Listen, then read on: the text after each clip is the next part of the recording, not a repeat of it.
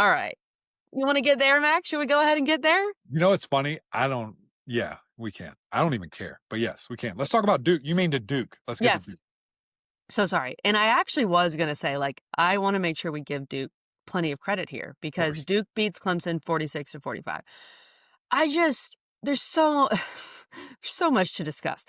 Duke gets up 21-7 and it's the end of the first quarter. And Duke is just like, Mac, I don't know if you were able to watch the broadcast as closely as I was from my couch. Mhm. When you have these crazy busts early on, and Cooper Barkate, who is Duke's best wide receiver, newsflash, he's very good, is left just wide open from these busts, right? At one point, they pan to the Duke sideline. Barkate is laughing with some fellow wide receivers because he can't believe how open he was. And he's like mimicking how he caught it. And he's like, I'm so open. It's hilarious. That it felt like rock bottom at that Mhm. point. Now Clemson does fight back and had every chance to win the game. But okay, let's just start here on the Clemson side and we will get to Duke. But it does feel like rock bottom from a defensive standpoint, Mac. Clemson in its history was 134-0 when scoring 45 points in a game until Yeah. Saturday against Duke. And of course, Duke has not won at Clemson in 45 years. The defense, is it what has to happen, Mac? Yeah. I don't know. Next Just year, get to 26, get some new guys, get some new people. I don't know. that's kind of what I mean, though, not just for this year. Like, what has to happen Yeah, yeah. overall? Moving forward, yeah. Well, I think I think it was rock bottom. I mean, that's his, and this is there's so many elements. And again, we could do a 2-hour episode about this, to be honest, just this game, about all the different things that happen. And I see my head coach like losing his Mhm. mind and like screaming and yelling and cussing. And I mean, when he does that, it's bad. Like there's bad stuff happening. I've heard him say some words single digit times, and I heard it on the game and during that game because it was so quiet. Number one, number two, he's screaming it so loud. I'm just like, man, he's in a tough spot, and that Mhm. sucks. Like the human element of that is brutal, and he's the only one that can get him out. Like he has to do it. Right. You got to find a way. That's why you're the guy. That's why you're the leader, and all these different things. And that's tough. But I do think it is infuriating when guys are messing up the way that they are. And it's so there's so many different elements. And this is not just Clemson. So don't think this is just a Clemson thing I'm saying. This is across the board. There's so many other elements of it's not just the relationship and the time and the teaching, that goes into coaching and stuff now. There's also big investments. Like you're giving these guys money. You're Yep. awarding them what you think they're worth, what they've earned. And then when that doesn't happen, it's just like it's everything's magnified now. Everything is blown up to such a proportion. And I think that's really taken a toll, and I think that's unfortunate. And hopefully he can kind of climb out of that and figure that out. But looking at that secondary, I mean, it's comical. I'm laughing through the pain. I'm laughing through the tears. The offensive line has their worst day that I've ever seen a week ago, or 2 weeks ago. There was a bye, and then the DBs have the worst game I've ever seen from them ever.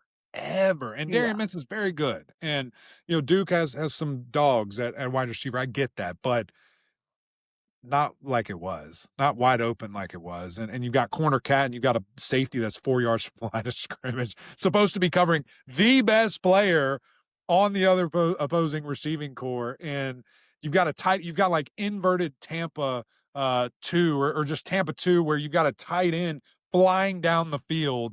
It's just crazy. It's crazy to see that. And then the guy that coach is over there yelling at, like, is rolling his eyes and turn his head. And I just have to, I will never coach y'all. Like Mac is not okay. y'all can't pay me enough money to do this, because if I saw some kid do that to me when I'm talking to him, I'd be in jail. Be in jail. I'd snatch him up on TV and just whip him.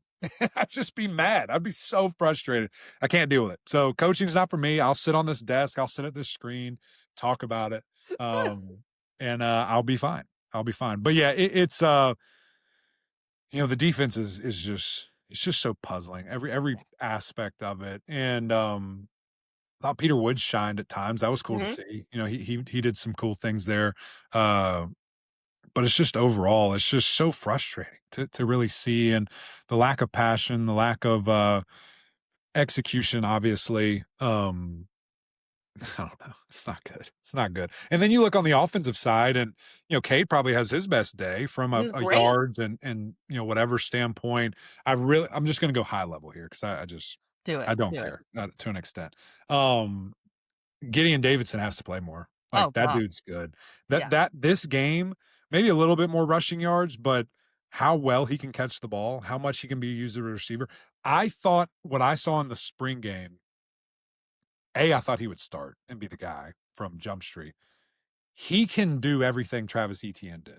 Like I think our coaches maybe don't realize that. Like as a receiver, as a weapon, as a pass catcher, and as a running back. I mean, he just needs more. Like it's hard. It's hard to if there's no rhythm and you don't get to do that time in and time out, you don't just snap your fingers and boom. Like there's a feel to running back. And obviously offensive line play has such a big piece of that too. But I think he clearly has earned it. Now, Adam Randall played great too. I loved what I saw from him. But that 1-2 punch, 16, 12 carries each, awesome. Love that. Needs to be kind of the recipe there. Thought Clemson ran the ball fairly well. TJ Moore, the fact that he only had 2 catches is crazy. One of those was a 75-yard house call. Tonio Williams looked great, Mhm. and obviously is a big time, target and favorite, for this guy. But it's code blue. It is ground zero, where Clemson Yeah. is right now. And this is, kind of a bigger Clemson conversation. I'm sure we'll have this in a couple weeks because football season's almost over. But there has to be a lot of change, and that's hard. That's hard for anybody, any head coach. I always, we have such a great relationship with a lot of these people. KG, they come on our show. I go to their place. We sit. We talk. We just it's just different. What we do than most people. That cover this sport. So we do know them intimately. And I know anytime a coach fires somebody, I just text him. I say, I know that's the worst part of it, and I'm sorry. And I know what you're going through. And Coach Sweeney's going to go through that Mm, if he wants to be great and if he wants to be able to take this to another level, because it's not what he thought. It's not where it needs to be right now. And again, that is the worst part because of a lot of them are his players and right. former Tigers, and that's hard and it sucks. But But that's also part of the why problem. you're the guy? That's why you're the guy. Okay, let's talk about the PI. We probably need to hit that. I thought it I thought it was pass interference. I think the main critique you could have is the flag was very late. I get that. But the Duke receiver isn't even in the end zone. Like you have Mhm. to be aware of time and score here. They have to score. That's all that matters. He's not Yeah. even in the end zone. You Uh, don't need to what did you think of that? yeah, I thought the same thing that when it happened live and you're like watching it live and you saw how late the flag was, you're like, you've got to Yeah, be hitting because you're looking everywhere. You're not just watching that particular play or receiver or whatever. And you're just like, there's no way that just happened. And then you're just seeing the replays, which is just the end of it. And you're like, absolutely not. That's the worst call I've ever seen in my entire life. But then you watch the entire play and the receiver's mhm. getting held The for whole time. 50% of the route. And Yeah, so 50%, yeah. I'm just like, what? I don't know why you're mad. I mean, it is what it is, and like it should have never came down to that. Like everyone is kind of said. So that is super, just frustrating that it comes down to that. And I think your point is fantastic. He's not in the end zone. Like, what are we doing? You have to literally do that to keep Yeah. going in this game. So that was really frustrating. I know a lot of fans, in my mentions or whatever, go watch the whole play and get back to me and tell me your thoughts if you still think that. But the biggest quarrel of the flag was the blah blah blah. The flag was so late. Yes, I Sure. agree. I don't know why it took so long to kind of call Well, that. there was So contact both ways, so yeah, maybe right. you just don't throw a flag. Probably, probably. That's maybe the thought. Yeah, But maybe. look, Duke played well enough to win. Like they scored 46 Oh points. yeah, And I know I'm always the one who says don't go for 2, but I look, Manny Diaz said I didn't want to play overtime in Death Valley. Like I'm not yeah, going to do that. And I understand. And right. in the end he looked like a genius.